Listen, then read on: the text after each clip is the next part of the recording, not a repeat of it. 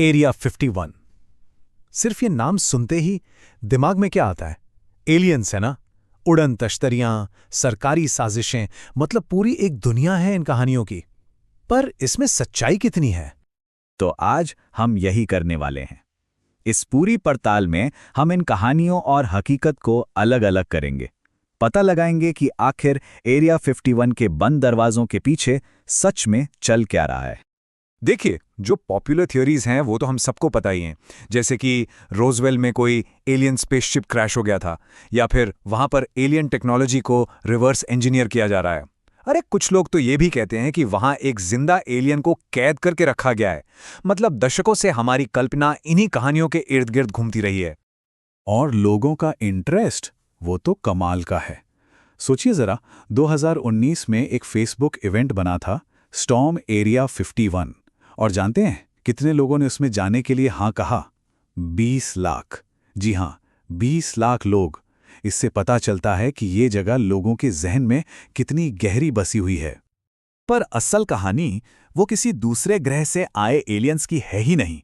नहीं, हकीकत तो एक ऐसे सीक्रेट वॉर की है जो हमारे ही आसमान में बहुत बहुत ऊंचाई पर लड़ा जा रहा था। और इस सच को समझने के लिए हमें वक्त में थोड़ा पीछे जाना होगा, कोल्ड वॉर के दौर में। वो दौर जब अमेरिका और सोवियत संघ के बीच जासूसी और शक का माहौल अपने चरम पर था। अब जरा इस टाइमलाइन को देखिए, सारी कड़ियां कैसे जुड़ती हैं। 1947 में रॉसवेल की घटना होती है और यूएफओ का क्रेज शुरू हो जाता है। फिर ठीक कुछ साल बाद 1955 में CIA नेवाडा के ग्रूम लेक में ये सीक्रेट बेस बना लेती है। और कमाल की बात देखिए, दशकों तक तो सरकार ने माना ही नहीं कि ये जगह है भी। आखिरकार 2013 में जाकर CIA ने ऑफिशियली माना कि हाँ, एरिया 51 मौजूद है। तो सवाल यह है कि ये बेस बनाया क्यों गया था? इसका असली मकसद था प्रोजेक्ट एक्वाट्रॉन। ये CIA का एक टॉप सीक्रेट प्रोग्राम था और लक्ष्य एक ऐसा क्रांतिकारी जासूसी जहाज बनाना जो इतनी ऊंचाई पर उड़े कि सोवियत संघ की नजर में आए बिना उनकी जासूसी कर सके। तो फिर इन जासूसी विमानों का UFO से क्या लेना देना? भाई यही तो कहानी का सबसे मजेदार मोड़ है। सच तो यह है कि जवाब हमेशा से हमारी नजरों के ठीक सामने था, बस हम देख नहीं रहे थे। तो ये देखिए, वो अजीब सी चीजें जो आसमान में बहुत ऊंची और बहुत तेज रफ्तार से उड़ती दिखती थीं, वो असल में कोई एलियन शिप नहीं थे। वो थे U-2 और SR-71 ब्लैकबर्ड, उस वक्त के सबसे एडवांस्ड जासूसी विमान जिनकी टॉप सीक्रेट टेस्ट फ्लाइट्स चल रही थी। और ये कितनी ऊंचाई पर उड़ते थे? 70,000 फीट से भी ज्यादा। उस जमाने में कोई भी कमर्शियल प्लेन या नॉर्मल फाइटर जेट इतनी ऊंचाई के आसपास भी नहीं फटक सकता था। तो जाहिर है, जब पायलट या आम लोग ऐसी किसी चीज को देखते तो उन्हें यही लगता कि ये तो इस दुनिया की चीज हो ही नहीं सकती। और ये सिर्फ कोई कहानी नहीं है, खुद CIA की डीक्लासिफाइड रिपोर्ट में ये बात मानी गई है।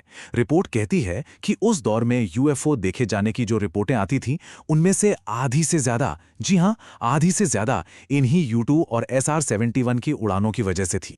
पर कहानी यहां खत्म नहीं होती, बल्कि यहां से और भी ज्यादा दिलचस्प हो जाती है। सरकार और CIA को जल्द ही समझ आ गया कि ये जो एलियन वाली अफवाहें हैं, ये उनके लिए कोई मुसीबत नहीं बल्कि एक मौका है, एक बहुत बड़ा मौका। CIA ने तो इन UFO साइटिंग्स को एक बोनस तक कह दिया। मतलब ये अफवाहें एक परफेक्ट कवर स्टोरी थीं, एक ऐसा जबरदस्त डिस्ट्रैक्शन जिसने उनके अरबों डॉलर के सीक्रेट स्पाई प्लेन प्रोग्राम को दुनिया की नजरों से पूरी तरह छिपा के रखा। और ये पूरा सिस्टम देखिए कितना शानदार था। स्टेप 1, CIA शाम के वक्त अपने सीक्रेट प्लेन का टेस्ट करती। स्टेप 2, कोई एयरलाइन पायलट या जमीन पर कोई आम इंसान उसे देखता और UFO रिपोर्ट कर देता। स्टेप 3, एयरफोर्स जांच करने आती और कह देती कि ये तो कोई नेचुरल चीज थी, शायद मौसम का गुब्बारा। और नतीजा, स्टेप 4, एलियन की कहानियां और भी मजबूत हो जाती और असली राज यानी वो स्पाई प्लेन और भी ज्यादा सुरक्षित हो जाता। कितना जीनियस प्लान था। और फिर बॉब लजार जैसे लोग आए जिन्होंने इस आग में और घी डाला। 1989 में लजार ने दावा किया कि एरिया 51 में एलियन क्राफ्ट हैं जो एलिमेंट 115 से चलते हैं, जिसमें एंटी ग्रेविटी की पावर है। लेकिन साइंस क्या कहता है? हकीकत यह है कि एलिमेंट 115 यानी मॉस्कोनियम 2003 में लैब में बनाया गया था। ये इतना ज्यादा रेडियो एक्टिव है कि कुछ ही सेकंड में खत्म हो जाता है, और एंटी ग्रेविटी दूर दूर तक कोई लेना देना नहीं। तो फिर सवाल ये उठता है कि जब सच सामने आ चुका है तो भी ये मिथक, ये कहानियां आज भी इतनी मजबूती से क्यों टिकी हुई हैं? इसकी वजह है गोपनीयता की एक लंबी विरासत। देखिए, एरिया 51 आज भी बंद नहीं हुआ है। ये आज भी बहुत एक्टिव है। यहाँ पर अगली पीढ़ी के स्टेल्थ एयरक्राफ्ट जैसे B-21 रेडर, एडवांस ड्रोन्स और नई रेडार टेक्नोलॉजी को टेस्ट किया जाता है। मतलब सीक्रेसी का जो मिशन तब शुरू हुआ था, वो आज भी जस का तस जारी है। एरिया 51 पर रिसर्च करने वाले यॉर्ग आनो ने एक बहुत ही कमाल की बात कही है। वो कहते हैं, एरिया 51 एक जादुई आईने की तरह है। जब कोई इसे देखता है तो उसे वही नजर आता है जो वो देखना चाहता है। और यही बात हमें आखिरी और सबसे बड़े सवाल पर ले आती है।